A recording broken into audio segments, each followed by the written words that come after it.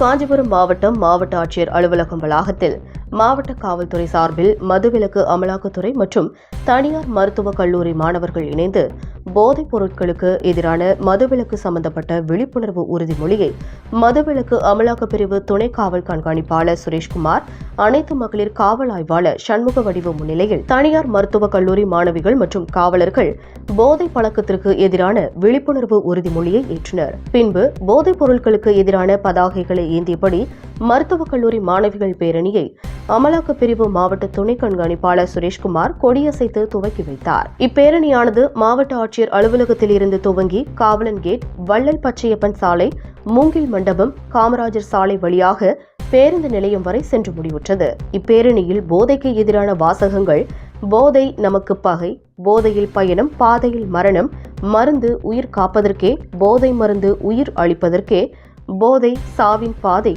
போதை உன்னை உயிருடன் உண்ணும், இதுபோன்று அடங்கிய பதாகைகள் ஏந்தியவாறு பேரணியாக மருத்துவக் கல்லூரி மாணவர்கள் ஊர்வலமாக சென்று பொதுமக்கள் மத்தியில் விழிப்புணர்வை ஏற்படுத்தினர். மேலும் இப்பேரணியில் காஞ்சிபுரம் மாவட்ட காவல்துறை மதுவிலக்கு அமலாக்கப் பிரிவின் கட்டணமில்லா தொலைபேசி எண் 10581 மற்றும் மாநில மாவட்ட வாட்ஸ்அப் எண்கள், QR கோடு அடங்கிய துண்டு பிரசுரங்கள் பொதுமக்களுக்கு வழங்கி விழிப்புணர்வை ஏற்படுத்தினர்.